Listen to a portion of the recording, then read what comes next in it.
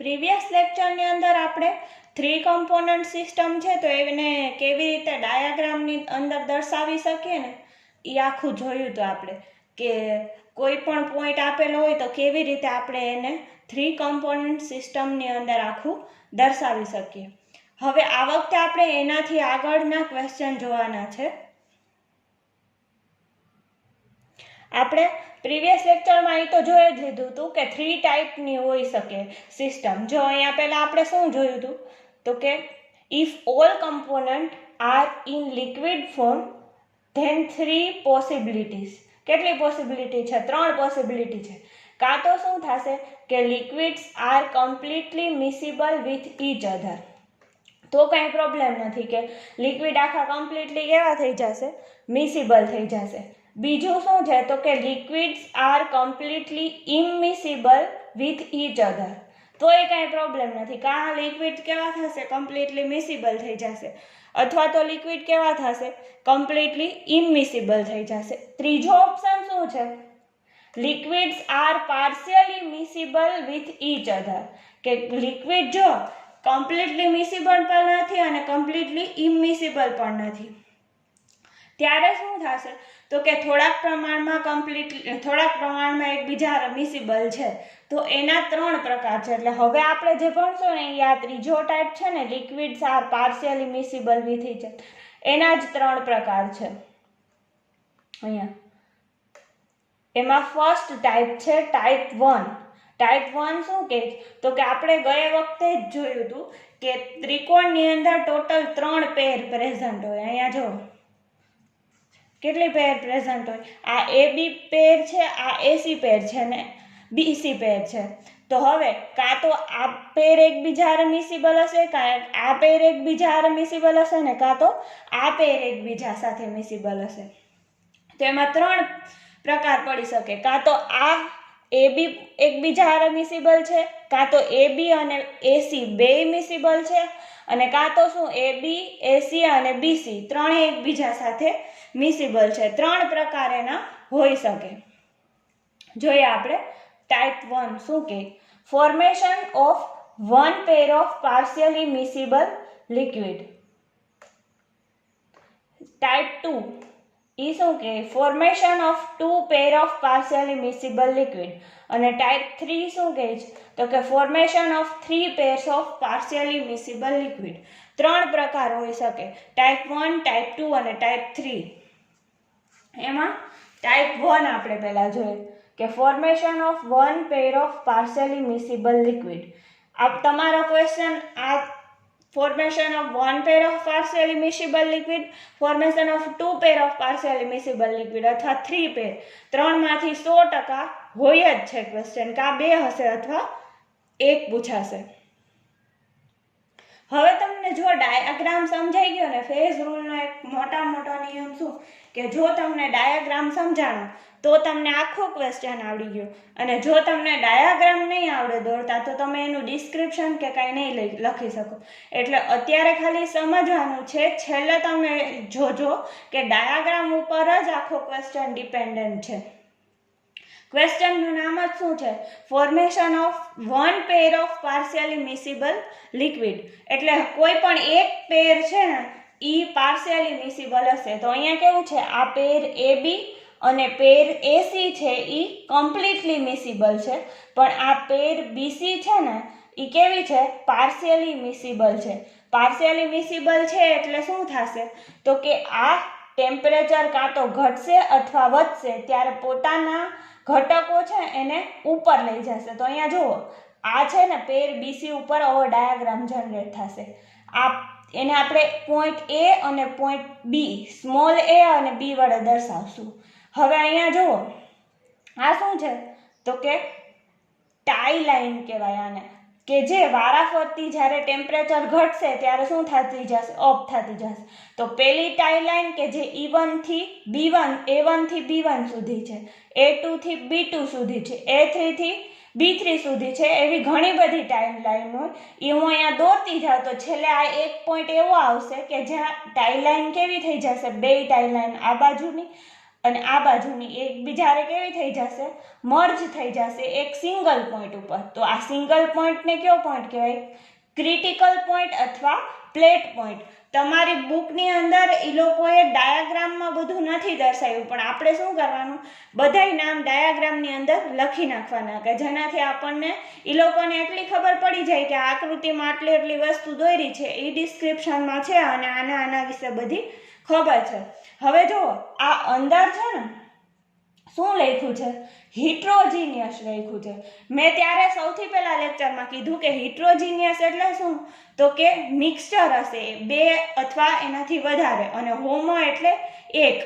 તો આ પાર્ટમાં અને આ પાર્ટમાં કેવું હશે, હોમોજીનિયસ મિક્સચર હશે. પણ અહીંયા કેવું છે તો કે પેર બીસી કેવી છે, પાર્શિયલી મિસિબલ છે. અને પાર્શિયલી મિસિબલ છે એટલે અમુક ઘટક બી ના હશે અને અમુક ઘટક સી ના હશે.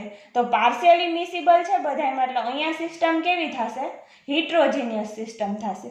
તો આ જે E1 E2 અને E3 છે એને કહેવાય શું, ટાઈ લાઈન કહેવાય. પછી આ પોઈન્ટ ડી છે કે જ્યાં આ બધી ટાઈ લાઈન એક પોઈન્ટમાં મર્જ થઈ જાય એને કહેવાય ક્રિટિકલ પોઈન્ટ. પછી આ જે ટાઈ લાઈન છે ને એને જોડી અને એક આખો કર્વ બને છે, એ કર્વને શું કહેવાય, બાયનોડલ કર્વ કહેવાય. તો તમારે ખાલી આટલું યાદ રાખવાનું છે, ટાઈ લાઈન, બાયનોડલ કર્વ અને ક્રિટિકલ પોઈન્ટ અથવા પ્લેટ પોઈન્ટ. બાયનોડલ કર્વ કોને કહેવાય, તો કે આ ટાઈ લાઈનને જોડી દેવાથી જે કર્વ બને એને બાયનોડલ કર્વ કહેવાય. પછી ટાઈ લાઈન છે એ એક સમય એવો આવશે કે સિંગલ પોઈન્ટમાં મર્જ થઈ જશે, એને ક્રિટિકલ પોઈન્ટ અથવા પ્લેટ પોઈન્ટ કહેવાય. અને આ A1 થી B1, A2 થી B2 ટેમ્પરેચરમાં ફેરફાર કરતા જે લાઈન બધી ઉત્પન્ન થાય એને કહેવાય ટાઈ લાઈન. તો હવે ડાયાગ્રામ તમને ખબર પડી ગઈ હશે. બધી રમત ક્યાં છે, તો કે BC ઉપર છે, પેર BC ની અંદર જોવાનું છે આપણે. AB અને AC કેવા છે, તો કે ઈ કમ્પ્લીટલી મિસિબલ છે, એની ખાલી એક જ પેર કેવી છે, પાર્શિયલી મિસિબલ. અને આપણો ક્વેશ્ચન જ આ રહ્યો તમને દેખાતો હશે, ટાઈપ 1 છે, formation of one pair of partially miscible. એનો મતલબ શું કે આ જે ત્રણ છે ને, AB પેર, AC પેર અને BC પેર, એમાંથી માત્ર એક જ પેર કેવી છે, ઇમિસિબલ છે, બાકી બે કેવી છે, કમ્પ્લીટલી મિસિબલ છે. મતલબ આ એક પેર પાર્શિયલી મિસિબલ છે, AB અને AC કમ્પ્લીટલી મિસિબલ છે. હવે તમારે એનું આખું ડાયાગ્રામ આવડી ગયા પછી એનું ડિસ્ક્રિપ્શન લખવાનું કે ઇન ડાયાગ્રામ 3 pairs પ્રેઝન્ટ છે.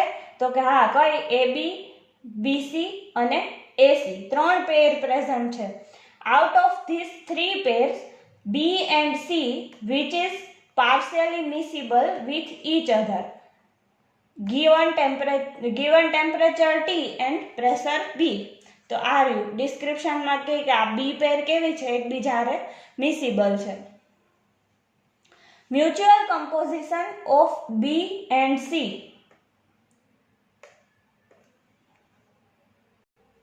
in each other is presented by point A and point B.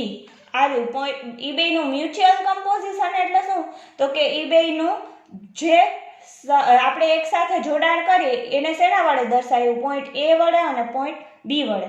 જો જેટલું ડિસ્ક્રિપ્શનમાં મેં લખ્યું છે ને એ બધું ડાયાગ્રામ ઉપરથી જ દર્શાવેલું છે, ક્યાંય પણ તમને ડાયાગ્રામ સિવાયનો કોઈ પોઈન્ટ નહીં મળે. Mutual composition of two ternary congruent system is presented by point A1 and point B1. હવે જુઓ તમે અહીંયા જે કોન્જ્યુગેટ સોલ્યુશન લખ્યું જ ને ત્યાં શું લખી નાખજો, કોન્ગ્રુઅન્ટ સિસ્ટમ લખી નાખજો. શું કામ, તો કે ઈ શું દર્શાવશે, ઈ બેયનું કમ્પોઝિશન દર્શાવશે. હવે જો આ વારાફરતી A1 છે અને B1 છે, ઈ બધું અહીંયા દર્શાવેલું છે ડાયાગ્રામની અંદર. ઈ શું દર્શાવે છે, તો કે આ A1 અને B1 ઈ ટેમ્પરેચરમાં ફેરફાર થતા A1 થી B1 માં કન્વર્ટ થયું, પછી A2 B2, પછી A3 B3, પછી એક ટાઈમ એવો આવશે કે આ પોઈન્ટમાં ઈ કન્વર્ટ થઈ જશે. The straight line joining A1 and B1 is called tie line. આ રહ્યું દેખાય, એક સ્ટ્રેટ લાઈન સીધી રેખા કે જે A1 અને B1 ને જોડે છે એને ટાઈ લાઈન કહેવાય. એ આપણે પહેલા જ ડાયાગ્રામની અંદર દર્શાવી દીધેલું છે. With continuous addition of a tie line becomes shorter and shorter, so two endpoints A and B of the tie line merge into point D. This is known as critical point or plate point. આ શું કહેવા માંગે છે કે આપણે સોલ્યુશનની અંદર એનું પ્રમાણ એડ કરતા કરતા A1 થી B1, A2 થી B2, A3 થી B3, A4 થી B4, A5 થી B5, A6 થી B6 એક સિંગલ પોઈન્ટે આ બે ટાઈ લાઈન એક સિંગલ પોઈન્ટમાં મર્જ થઈ જશે. એ પોઈન્ટને શું કહેવાશે? ક્રિટિકલ પોઈન્ટ અથવા પ્લેટ પોઈન્ટ કહેવાશે. હવે આ બધી ટાઈ લાઈનને અહીંયા જોડી અને એક આપણે સિંગલ કર્વ બનાવીએ તો એને કેવું કર્વ કહેવાશે? બાયનોડલ કર્વ. આ રહ્યું એનું description. The curve ADB drawn through tie line or tie series of miscibility point is called binodal curve. એને શું કહેવાશે? બાયનોડલ કર્વ કહેવાશે. હવે આ પોઈન્ટ ખાસ લખવા જેવો છે. To indicate that there are two related values of miscibility, the tie lines are parallel but they are slanted because C layer dissolves more of A per unit than B layer. This is reason that point D does not lie at the top of the curve. હવે આ શું કહેવા માંગે છે હું તમને કહું કે અહીંયા ડાયાગ્રામની અંદર જુઓ, ડાયાગ્રામની અંદર આ B નું કમ્પોઝિશન ને C નું કમ્પોઝિશન કેવું હશે? અલગ અલગ હશે, ચોક્કસ પ્રમાણમાં નહીં હોય. એટલા માટે આ બાયનોડલ કર્વ આમ એક્ઝેક્ટ રહે અને ડી પોઈન્ટ અહીંયા વચ્ચે એક્ઝેક્ટ નથી આવતો, પણ ડી પોઈન્ટ ક્યાં આવે? સેજ ત્રાસો, બ્લન્ટેડ સેજ થયેલો અને આખું સ્લેન્ટમાં આવે છે, સેજ ત્રાસો. અહીંયા આ ડી પોઈન્ટ આવ્યો. શા માટે અહીંયા ચોક્કસ અહીંયા ટોપ ઉપર ન આવ્યો? એનું કારણ એ છે કે કમ્પોઝિશન બી નું અને સી નું કેવું હશે? અલગ અલગ હશે. અને the curve ADB gives the boundary between homogeneous and heterogeneous system. હવે કર્વ ADB છે ને એ હોમોજીનિયસ ને હિટ્રોજીનિયસ સિસ્ટમની વચ્ચે બાઉન્ડ્રી બતાવે છે. તો એ છે જ સાચું. આપણે ડાયાગ્રામમાં જોઈએ કર્વ A, D ને B, આ કર્વ છે એ બાઉન્ડ્રી બતાવે. બાઉન્ડ્રી છે કેમ કે અહીંયા કેવી સિસ્ટમ છે? હિટ્રોજીનિયસ સિસ્ટમ છે અને અહીંયા કેવી છે? હોમોજીનિયસ સિસ્ટમ છે. હવે જો એના પછી આપણો મેઇન ઇન્ટેન્શન શું છે કે આપણે ફેઝ માટેના જે આખા છે ને અવસ્થા માટેના ડિગ્રી ઓફ ફ્રીડમ કરતા હોઈએ તો એમાં આપણે આવીએ according to phase rule for a 3 component system F is equal to 5 minus P. હવે તમે કહેશો કે F is equal to C minus P plus 2 એવું છે. અહીંયા કેમ direct F is equal to 5 minus P આવ્યા? એનું કારણ કહું કે 5 શું કામ આવ્યા? તો કે 5 એટલે ઇન્ડિપેન્ડન્ટ વેરિયેબલ. એમાં જો હું તમને 5 વેરિયેબલ ગણાવું. પહેલું છે ટેમ્પરેચર, બીજું છે પ્રેશર અને બીજા 3 શેના છે? તો કે કમ્પોનન્ટ A, કમ્પોનન્ટ B અને કમ્પોનન્ટ C. કેમ કે આ આપણી સિસ્ટમ કેવી છે? 3 કમ્પોનન્ટ સિસ્ટમ છે ને, તો 3 ને 2 કેટલા થઈ ગયા? 5. હવે એના પછીનો આ પોઈન્ટ જો કે but if V keep the temperature and pressure constant then F is equal to 3 minus P. હવે જો outside the binodal curve એનો મતલબ શું થાય? તો કે કર્વ ADB છે ને એની બહારના ભાગમાં, અહીંયા ડાયાગ્રામની અંદર હું તમને બતાવું. આ કર્વ ADB છે ને એની બહારના ભાગમાં શું છે?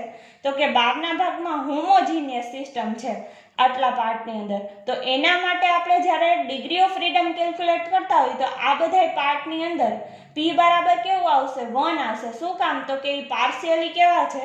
કમ્પ્લીટલી કેવા છે? મિસિબલ છે. પાર્શિયલી મિસિબલ નથી. તો આ પાર્ટની અંદર P બરાબર 1 આવશે. તો પહેલા આપણે એના માટે કેલ્ક્યુલેટ કરતા હોય ત્યારે આપણે શું મૂકવાનું? P બરાબર 1 મૂકવાનું. હવે સૂત્ર મૂકીએ P is equal two 1, so F is equal two C minus P plus 2. હવે ડાયરેક્ટ જ આપણે 5 માઇનસ P મૂકવાના હોય. 5 માઇનસ P છે. હવે એમાંથી ટેમ્પરેચર ને પ્રેશરને આપણે કેવા કરીએ, કોન્સ્ટન્ટ કરીએ, તો F ઇઝ ઇક્વલ ટુ શું આવશે, 3 આવશે.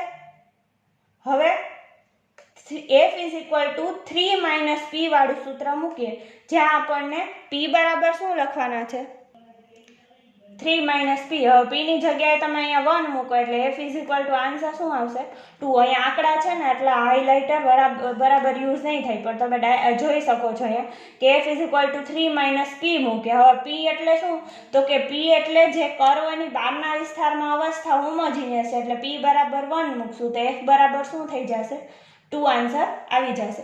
કોના માટે, તો કે આઉટસાઇડ ધ બાયનોડલ કર્વ, એટલે જે ઓલો કર્વ છે ને એની બહારના વિસ્તાર માટે. તો outside the binodal curve F is equal to 2 આવશે. હવે એવું ને એવું આપણે કોના માટે ગણવાનું છે, ઇનસાઇડ ધ બાયનોડલ કર્વ. હવે inside the binodal curve ADB ની અંદરના ભાગમાં P બરાબર શું આવે ને એ આપણે જોવાનું છે. તો હવે ત્યાં છે ને બેનું મિક્સચર હશે, કમ્પોઝિશન A નું અને B નું અહીંયા મિક્સચર હશે. તો આ જે પાર્ટ છે ને, પાર્ટ હોમોજીનિયસ મિક્સચર વાળો, ત્યાં P બરાબર 1 આવશે, પણ અહીંયા શું આવશે, તો કે અહીંયા P બરાબર 2 આવશે આ પાર્ટની અંદર. તો એ મૂકીને આપણે સૂત્ર મૂકવાનું.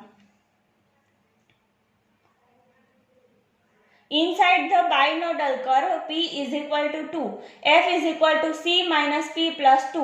સૂત્ર ક્યુ લાગુ પડશે, 3 કમ્પોનન્ટ સિસ્ટમ છે એટલે 5 માઇનસ P છે, પણ આપણે શું કરીએ છીએ કે ટેમ્પરેચર ને પ્રેશરને કોન્સ્ટન્ટ લઈ લઈએ. તો F is equal to 3 minus P. P ની બદલે આપણે ઇનસાઇડ ધ બાયનોડલ કર્વ અવસ્થા કેટલી છે, 2 છે, તો 2 મૂકીએ તો F is equal to 1 આવશે અને સિસ્ટમ કેવી આવશે, યુનિવેરિયન્ટ સિસ્ટમ આવશે. હવે આખું તમે જોયું ને, એનું એક કોમન પોઈન્ટ હું તમને કહું કે જો એક્ઝામ્પલ, પહેલા તો એક્ઝામ્પલ એસિટિક એસિડ, ક્લોરોફોર્મ અને water.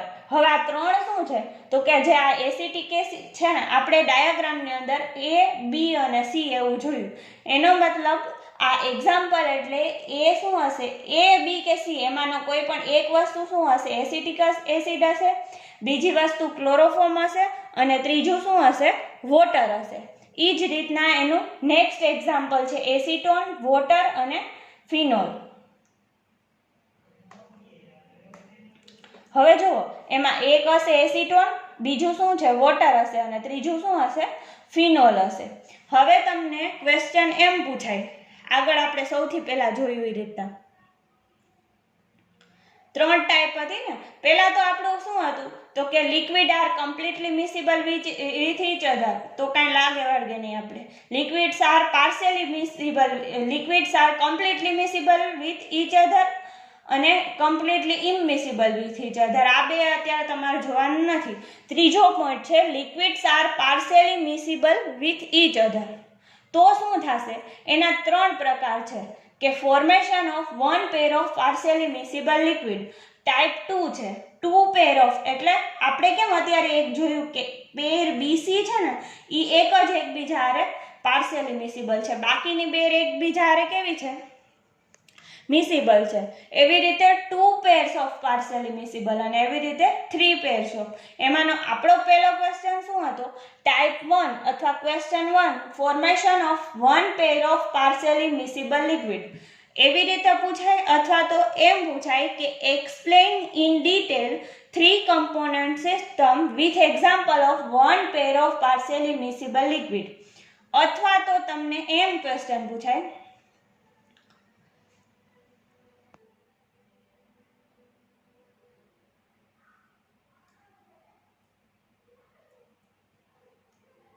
explain acetic acid, chloroform and water system in detail અથવા explain acetone, water and phenol system in detail. તો તમારે ત્રણેય ક્વેશ્ચનનો આન્સર કેવા આવશે, સેમ આવશે. Formation of one pair of partially miscible liquid system માટે આનો જ આન્સર, અથવા તો આ એક્ઝામ્પલના નામ લઈને દર વખતે વધારે પૂછે છે, કેમ કે ઓલું તો સાવ સહેલું થઈ જાય, એટલા માટે આ એક એક્ઝામ્પલ આપી દે ને એમ કે આ સિસ્ટમ સમજાવો, ત્યારે તમારે ડાયાગ્રામ આખો શું દોરવાનો, તો કે જે મેં દોર્યો તો એ રીતના જ, પણ વર્ણન લખો ને ત્યારે એને શું નામ આપવાનું, એસિટિક એસિડ, બીને શું નામ આપવાનું, ક્લોરોફોર્મ નામ આપવાનું, ને સીને શું નામ આપવાનું, વોટર, અથવા તો એને એસિટોન, વોટર અને ફિનોલ. હવે જુઓ કઈ રીતે લખવાનું, તમારે પેલા ડાયાગ્રામની અંદર ખાલી એટલું દર્શાવી દેવાનું કે આ સિસ્ટમ છે એ એસિટોન, ફિનોલ અને વોટર વાળી સિસ્ટમ છે, અને એક્સપ્લેન કરશું કોના આપણે ઓલામાં, તો કે formation of one pair of partially miscible liquid. હવે એ એટલે શું છે, એસિટોન છે, બી એટલે શું છે, વોટર છે, અને સી એટલે શું છે, ફિનોલ છે. તો એમાં આ એસિટોન અને ફિનોલ એ એકબીજા હારે કમ્પ્લીટલી મિસિબલ, અને એસિટોન અને વોટર એ એકબીજા હારે કમ્પ્લીટલી મિસિબલ, પણ ફિનોલ અને વોટર છે એ પાર્શિયલી મિસિબલ થશે એક બાજુ. એ રીતના તમારે બી અને સી ને ફિનોલ અને વોટર વારાફરતી નામ આપી અને આખું આ ડિસ્ક્રિપ્શન લખવાનું. તો હવે નેક્સ્ટ લેક્ચરની અંદર આપણે આગળનો ક્વેશ્ચન જોશું, ક્વેશ્ચન નંબર 2 અથવા ટાઈપ 2. શું છે, formation of 2 pairs of partially miscible liquid. એની અંદર શું હશે કે આ જે ડાયાગ્રામની અંદર 3 પેર આપેલી છે ને, આપણે પેર AB, પેર AC અને પેર BC, એમાંથી કોઈ પણ 2 પેર, કાં તો AB અને AC, કાં તો AC અને BC, આ 2 પેર એકબીજા હારે કેવી થશે, પાર્શિયલી મિસિબલ. તો બધાને ખબર પડી જ ગઈ હશે, અને જો આને રિલેટેડ તમારે કાંઈ પણ ક્વેશ્ચન હોય તો તમે મને પૂછી શકો છો.